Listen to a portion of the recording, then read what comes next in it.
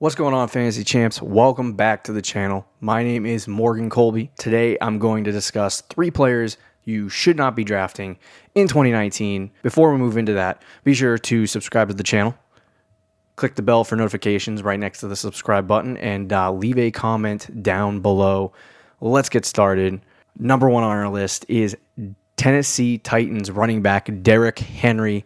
I have faded Derrick Henry consistently almost every single week of this offseason. I hate Derrick Henry going into 2019. I didn't like him going into 2018.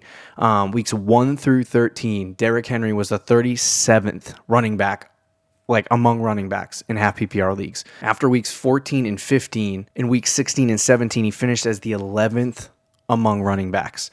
So basically, Henry was a really bad running back over the course of 1 through 13 and a generally okay running back, like an RB2 in weeks 16 and 17. So not only was he a really bad running back over the course of those, I want to say 14, 15 weeks, he was good for just 2 weeks. He played 16 games and only finished as an RB1 twice. Taking away weeks 14 and 15, he averaged 3.7 to 4 yards per carry, and he had one 99-yard run that skewed all of that in week 14. He was just not a good running back in 2018, and there's no burden of evidence besides those 2 games where he went bonkers to prove that he can be an RB1 next year. People are just consuming themselves with the mentality that he could actually be an RB1 in a league. I don't care if he gets 275 carries. He's not going to be an RB1. He just can't be. He's not physically able to do it. He's not a pass-catching back. So I think this limits his ceiling. It limits his ability to produce at a high level. He averaged between 0.70 and 0.84 fantasy points per opportunity the last 2 years. And for running backs, usually 0.85, 0.9 is really good. So last year he averaged, and like I said, fantasy point per opportunity was skewed just because he did not have a great season, but that one game where he had 250 something yards skewed the fantasy point per opportunity. For a 4th round value, Derrick Henry is just not worth it. Do not draft Derrick Henry. He is going to ruin your team if you draft him in the 4th round. He will ruin your team. Number 2 on our list is Tyler Lockett. Now, this is an interesting one. Yes, Lockett finishes the 14th among wide receivers last year. Yes, Doug Baldwin is gone. Yes, there's going to be more opportunity for Lockett.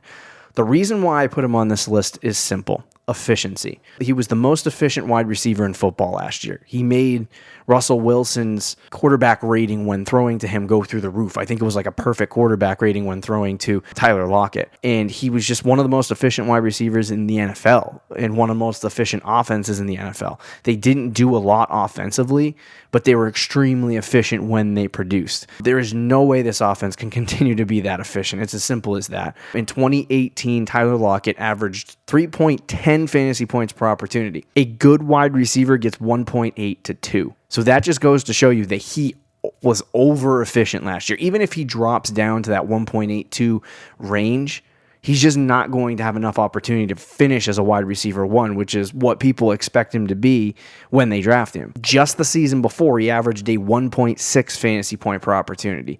So if he goes back to that kind of play, which would be considered a massive bust where he's getting drafted, I continue to think that's going to happen. I continue to think that he's going to get back to that 1.6, 1.7 fantasy points per target.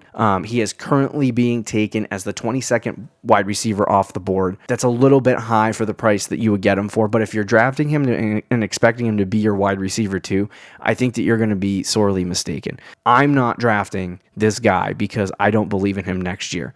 He came out this year. He was a huge success. He was extremely efficient, and now to assume that efficiency will continue is just ignorant. Number 3 on this list, and the final guy, is Le'Veon Bell of the New York Jets. I don't have a problem with Bell. I think he's actually really talented. I think he's actually really good. But I'm here to tell you why I'm not drafting Le'Veon Bell. He's not efficient enough to finish as a high-end RB1. He's just not. He gets around 0.8 fantasy points per opportunity according to the player profiler. This is good for a running back, but unless he touches the ball 350 times like he did with Pittsburgh, he's not going to reach the top 10.